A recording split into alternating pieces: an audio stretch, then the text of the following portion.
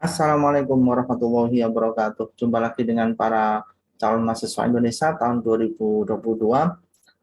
Video kali ini kita akan mengupas ya tentang keketatan SNMPTN di Universitas Negeri Yogyakarta atau UNY tahun 2022. Nah, teman-teman yang perlu kita ketahui UNY tahun ini itu bakal menerima mahasiswa sekitar 5.849.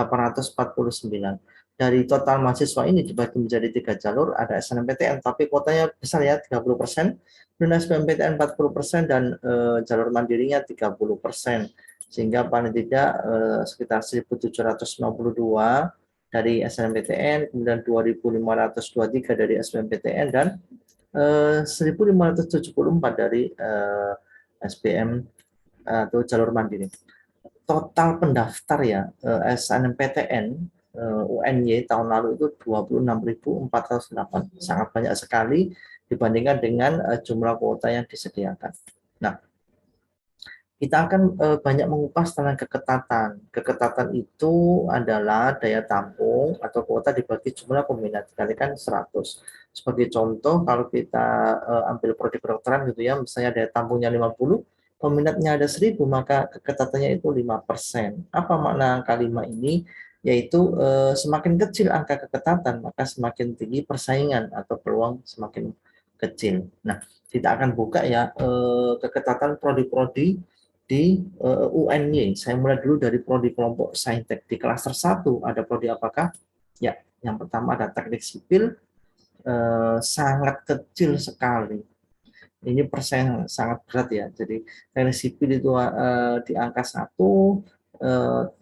pendidikan teknik informatika angkanya 2, teknologi informasi angkanya 2, statistika keketatannya 3, dan teknik elektro keketatannya 3. Kenapa sangat ketat ini? Karena kuotanya hanya 12 saja, sedangkan yang berminat itu di atas ada yang 600, 500, dan 300. Ini klaster pertama. Di klaster kedua ada pendidikan matematika di angka 4, matematika angka 5, matematika murni ya, dan pendidikan IPA di angka 6, teknik otomotif angkanya 6, dan pendidikan teknik mesin angkanya 6.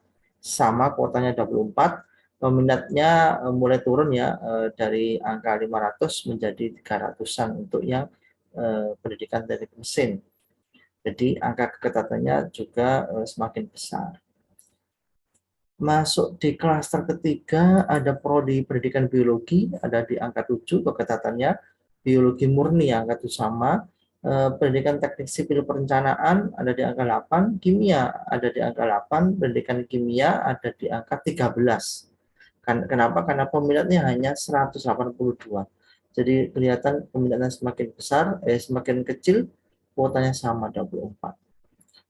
Next, klaster keempat ada prodi pendidikan teknik elektronika, kekatannya di angka 13, kemudian teknik manufaktur 14, teknik elektro 14, pendidikan jasmani kesehatan rekreasi 17, dan pendidikan fisika ada di angka 18.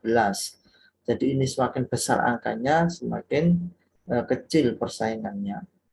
Masuk di klaster kelima ada pendidikan teknik mekatronika di angka 18, fisika murni 18, pendidikan kepelatihan olahraga 36, berarti ini sangat kecil persaingannya karena memang peminatnya sedikit.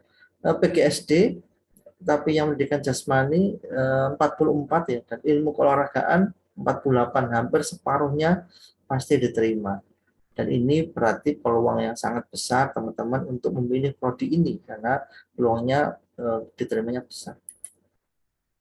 Kita lanjut ke prodi-prodi kelompok sesum. Ada apa saja di klaster 1?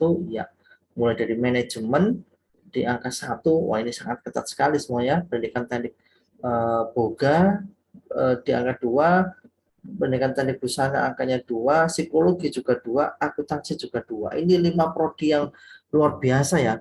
Persaingannya tinggi sekali karena peminatnya ribuan.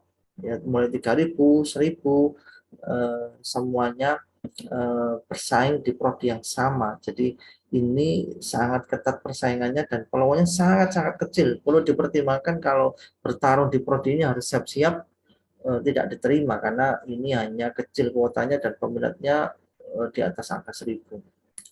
Masuk di klaster kedua ada ilmu komunikasi di angka 2, administrasi perkantoran keketatannya 3, BK angkanya 3, pendidikan dan sastra Inggris juga 3, PGSD juga di angka 3. Ini masih sangat ketat ya, 2 dan 3 ini cuma sangat ketat karena memang kuotanya kecil dan peminatnya masih sangat besar. Masuk di klaster ketiga ada administrasi negara di angka 5, pendidikan sosiologi angkanya 5, pendidikan guru PAUD angkanya 7, manajemen pendidikan 7, pendidikan geografi 9. Nah, ini mulai nomor 13 ini di angka 7 dan 9 mulai kecil persaingannya. Kalau 5 ini masih besar persaingannya. Klaster keempat ada pendidikan ekonomi di angka 9, pendidikan sejarah di angka 10, ilmu sejarah juga sama di angka 10, pendidikan bahasa dan sastra Indonesia di angka 10, dan pendidikan IPS di angka 11. Ini semakin ke bawah, angkanya semakin besar, artinya peluangnya juga semakin besar. Masuk di klaster kelima, ada prodi pendidikan kewarganegaraan, angkanya 11, pendidikan dan sastra Indonesia 11 juga, bahasa Inggris 11, pendidikan akuntansi 11, dan teknologi pendidikan ada di angka 12. Jadi ini lumayan bisa dijadikan alternatif pilihan. Masuk di klaster 6 ada kebijakan pendidikan di angka 13, pendidikan luar biasa angkanya 13, pendidikan luar sekolah angkanya 15, pendidikan bahasa Jawa juga 15, dan pendidikan seni tari angkanya 16. Ini semakin ke bawah, semakin besar angkanya, sehingga semakin kecil persaingannya. Masuk di klaster ketujuh di kelompok Soshum UNY ada pendidikan seni rupa angkanya 19, pendidikan seni musik 24, pendidikan bahasa Jerman 26, seni kerajinan 42, dan pendidikan bahasa Prancis 44. Nah, ini seni kerajinan dan pendidikan bahasa Prancis yang hampir separuh yang diterima atau yang lolos, bisa dijadikan sebagai alternatif pilihan karena ini keketatannya kecil sekali ya, peluangnya sangat besar. Baik, itu tadi daftar prodi-prodi di UNY dengan angka keketatannya. Mudah-mudahan bisa menjadikan referensi teman-teman untuk menentukan pilihan yang berpeluang besar lolos.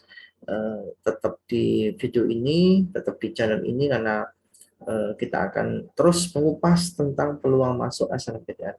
Sampai ketemu di video berikutnya. Tetap semangat. Wassalamualaikum warahmatullahi wabarakatuh.